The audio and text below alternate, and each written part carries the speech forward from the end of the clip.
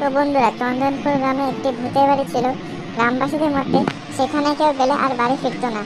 একদিন সঞ্জু নামের একটি ছেলে রাস্তা হারিয়ে সেই ভূতের বাড়িতে পৌঁছে যায়। খুব রাত হওয়ার কারণে সঞ্জু সেখানে প্রবেশ করে এবং আওয়াজ লাগাতে থাকে। তারপরে ভেতর থেকে একটি মেয়ে বেরিয়ে আসে, যে সঞ্জুর সামনে গিয়ে সঞ্জুর সাথে কথা বলে। সঞ্জু সেখানে এক রাত থাকার জন্য মেয়েটির কাছে আবেদন। তারপরে মেয়েটি সেখান থেকে অন্য একটা ঘরে চলে গেল। সঞ্জু ও মেয়েটির পিছন পিছন অন্য একটা ঘরে তার সঙ্গে। তারপরে মেয়েটি ঘরে গিয়ে হঠাৎ করে দাঁড়িয়ে পড়ল। যখনই সঞ্জু মেয়েটির কাছে গেল, তখনই মেয়েটি একটি ভূতে পরিণত হয়ে গেল। যখনই সঞ্জু ভূত থেকে জিজ্ঞেস করলো তুমি কে, তখনই ভূতটি সঞ্জুকে। তো আরেকদিন ওই ভূতের বাড়িতে যদু নামের একটি ছেলে প্রবেশ করে। একটি ছেলে সে তার বন্ধুদের কথায় সে বাড়িতে যায় যে এটা দেখার জন্য সে বাড়িতে ভূত আছে কি না। তারপরে যদু সে বাড়িটার ভিতরে প্রবেশ এবং ডাকতে থাকলো কেউ আছে কি না বলে। তারপরে ভেতর থেকে একটি মেয়ে বেরিয়ে আসে। যদু এক রাত থাকার জন্য সে মেয়েটির কাছে আবেদন করে। তারপরে সেখান থেকে মেয়েটি কিছু না বলে চলে যায়। তারপরে যদু খুব ভয় ভয় মেয়েটির পেছন পেছন চলে যায়। তারপরে মেয়েটি যেতে যেতে একটা ঘরে গিয়ে হঠাৎ করে দাঁড়িয়ে পড়ে। তার মধ্যে যদু সে ঘরটির মধ্যে মেয়েটির সামনে গিয়ে দাঁড়ালো। যখনই যদু সেখানে গেল, তখনই মেয়েটি একটি ভূতে পরিণত হয়ে গেল। যদু খুব ভয় পাচ্ছিল। যখনই ভূতটা যদুকে চাকু মারতে যাচ্ছিল, তখনই যদু বলল আমি তোমার শান্তি চাই। তারপরে ভূতটি সেখান থেকে উড়ে চলে। যদু বুঝতে পারলো না যে ভূতটি কেন চলে। তারপরে যদু সেখান থেকে চলে গেল। তারপরে সে গ্রামে আর কোনো ভূত দেখা যায়নি। তো বন্ধুরা, এই ভিডিওটা ভালো লাগলে লাইক, সাবস্ক্রাইব এবং শেয়ার করে দাও আর নতুন নতুন ভিডিও পাওয়ার জন্য সবার আগে। তো হ্যালো বন্ধুরা, একটা ছোট গ্রামে রামু নামের একটি মাছুরে বাস করত, যে খুবই গরিব ছিল। রামু একদিন মাছ ধরতে গিয়ে একটা মাছ না পেয়ে বাড়ি ফিরে আসে। কমলা কমলা, আজকে কোনো আমি মাছ পাইনি, তাই আজকে কোনো উপার্জনই হয়। হাই কপা, তুমি মাছ পানি তো আছে, খাবো কি? যাও যাও, তুমি কোনো খাবারের ব্যবস্থা করে আসো। এটা শুনে রাজু রাস্তায় বেরিয়ে গেল কোনো খাবারের সন্ধান করতে। সে যেতে থাকলো। কিছু পর গিয়ে সে একটি গাছ দেখতে পায়। সে গাছের মধ্যে একটা দরজা ছিল। সেখানে রামু ভেতরে প্রবেশ করে সে একটি খাজানা ডিব্বা দেখতে পেল, যেখান থেকে সে অনেকগুলি খাজানা নিয়ে বাড়ির দিকে রওনা দিল এবং বাড়ির দিকে দৌড়ে দৌড়ে বাড়ির দিকে যেতে থাকলো।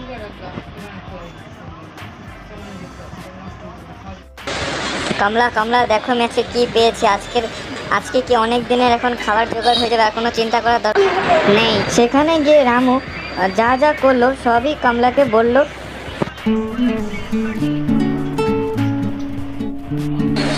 তারপরে তারা একে অপরের সঙ্গে কথা বলে ঘরে চলে গেল এবং তারা খুব সুখে শান্তিতে বাস করতে থাকলো। তারপরে অনেকদিন পর রামুর মনে আরেকবার খাজানার লোভ লাগলো।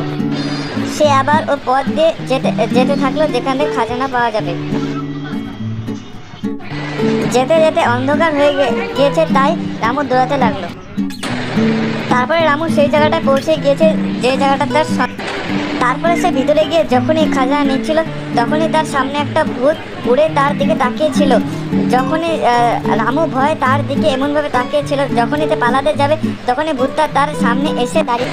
তারপরে রামু খুব জোরে দৌড়ে সেখান থেকে রামু খুব জোরে দৌড়ে তার বাড়ির দিকে যেতে থাকে। ভূতটাও রামুর পিছনে উড়ে যেতে থাকে রামুর বাড়ির দিকে। এসব ঘটনা হতে হতে সকাল হয়ে গেছিল। রামু তখন বাড়িতে এসব ঘটনা হওয়ার পরে রামু তার বাড়ির সামনে। তো হ্যালো বন্ধুরা, একটা ছোট গ্রামে রামু নামের এক বিরিয়ানিওয়ালা বাস করত, তার বউ রুমার সঙ্গে। সে একদিন রুমার সাথে চা খেতে খেতে গল্প করছিল সে দোকান যাবে বলে। তারপর সে দোকান যাওয়ার জন্য বাড়ি থেকে রওনা দিল। রাস্তা দিয়ে হেঁটে হেঁটে যাচ্ছিল। তারপর রাস্তা দিয়ে যেতে যেতে তার সঙ্গে গ্রামের প্রধানের দেখা হলো। শোনো রাহুল, আজকে আমাদের বাড়িতে ভোজ খাওয়ানো হবে, তাই আমি তোমার কাছে বিরিয়ানি অর্ডার দিতে এসেছি। বিকেল 5টার মধ্যে বিরিয়ানি আমার বাড়িতে পাঠিয়ে দিও। এটা বলে প্রধানজি সেখান থেকে এবং রাহুলও সেখান থেকে চলে গেল তার দোকানে। তারপরে রাহুল দোকানে গিয়ে সব কাস্টমারকে ফিরিয়ে দিলেন এটা বলে যে বিরিয়ানি নেই। তারপরে রাহুল দোকানের ভিতরে গিয়ে বিরিয়ানি বানালো এবং তার স্ত্রী রুমাও তাকে সাহায্য করতে এসেছিল। তারপরে রাহুল সব বিরিয়ানি ব্যাগে ভরে প্রধানের বাড়িতে দিতে যাচ্ছিল। আর একটু গেলে হয়ে যাবে, অনেকটা এসে পড়েছি, আর একটুই আছে, সামনেই বাড়ি দেখা যাচ্ছে। তারপর রাহুল প্রধানের বাড়ি গিয়ে তাকে সে ব্যাগটা দিয়ে এবং প্রধান বিরিয়ানি নিয়ে সেও সেখান থেকে চলে গেল এবং রাহুলও সেখান থেকে চলে গিয়েছিল। আর রাহুলের যেতে যেতে সন্ধ্যা হয়ে গেছিল। তারপরে রামু শর্টকাট রাস্তা নেওয়ার চক্করে একটা গাছের সামনে এসে পড়ে। তারপর রামু সেই গাছে ভূত দেখতে পায়। ভূতটা রামু শরীরের ভিতরে ঢুকে গেছে এবং রামু বেহুশ হয়ে পড়ে গিয়েছিল। যখন রাহুলের চোখ খোলে তখন রাহুল তার বাড়িতে ছিল। তার বউ তাকে জিজ্ঞাসা করলে সে উত্তর দেয়, আমার কিছুই মনে। সে প্রতিদিনের মতো আবার সে দোকানে চলে যায়। তারপরে দোকান থেকে সব কাস্টমার যাওয়ার পর সে তার কর্মচারীকে বলে দোকান থেকে সে যেতে শুরু করলো। রাহুলের বাড়ি যেতে যেতে অন্ধকার হয়ে গিয়েছিল। সে যেতে যেতে হঠাৎ আবার আগের মতন বেহুশ হয়ে পড়ে গেল। আবার তার যখন চোখ খোলে সে তার বাড়ির মধ্যে। পরের দিনও তার সাথে সে একই ঘটনা ঘটে। রামু সব কথা রুমাকে খুলে বলে এবং তারা দুজন মিলে সিদ্ধান্ত নেয় একটি তান্ত্রিককে ডাকা। তান্ত্রিক রাহুলকে দেখে বুঝে গেছিল যে তার ভিতরে ভূত প্রবেশ। তারপরে তান্ত্রিক রামুকে ঝাঁটা দেয় এবং রামুর ভিতর থেকে একটি ভূত বেরিয়ে এসে উড়ে চলে যায়। তারপরে রামু সুস্থ হয়ে যায়। তারপরে তান্ত্রিকও সেখান থেকে চলে যায়। তারপরে তারা দুজন খুব সুখে শান্তি থাকতে লাগলো। তো বন্ধুরা, এই ভিডিওর লাইক, সাবস্ক্রাইব এন্ড শেয়ার করে দিও আরো নতুন নতুন ভিডিও পাওয়ার জন্য সবার আগে।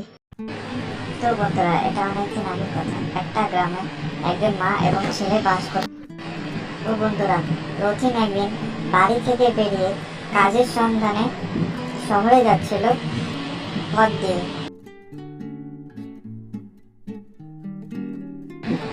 রথিন জঙ্গলের রাস্তা হয়ে শহরে যাচ্ছিল। হঠাৎ করে সে একটা পাখি দেখতে পায় যে নিচে পড়েছিল। দেখে লাগলো সে অসুস্থ ছিল। তারপরে রথিন সে পাখিটিকে তার বাড়িতে নিয়ে আসে। তারপরে রথিন এবং তার মা পাখিটিকে নিয়ে ঘরে চলে আসে। রথিন পাখিটিকে ঘরে রেখে আবার সে অফিসের জন্য বাড়ি থেকে বেরিয়ে যায়। সে জঙ্গলের একই রাস্তা দিয়ে শহরের দিকে যেতে থাকে। সে যেতে যেতে তার অফিসে পৌঁছে যায়, যেখানে সে ইন্টারভিউ দিতে এসেছে। রফিক অনেকদিন ধরে চাকরির চেষ্টা করছিল, কিন্তু সে চাকরি পাচ্ছিল না। কিন্তু আজকে সে চাকরি পেয়ে গিয়েছিল। তারপরে তারা একে অপরের সঙ্গে কথা বলতে লাগলো। তারপরে বহুদিন কেটে গেল। পাখিটা ধীরে ধীরে সুস্থ হতে লাগলো। তারপরে তারা ধীরে ধীরে অনেক ধনী হতে লাগলো। তারপরে পাখিটা একেবারে সুস্থ হয়ে গিয়েছিল। তাদের পাড়ার একটা মানুষ তাদের পাখিটা চুরি করতে আসে। সে পাখিটিকে চুরি করে সেখান থেকে পালিয়ে যায়।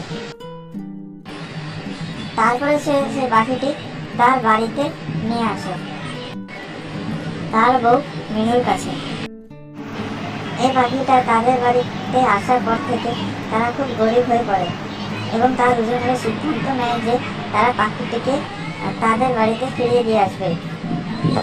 তারপরে সে পাখিটা ফিরে দিয়ে আসলো রফিকের বাড়িতে।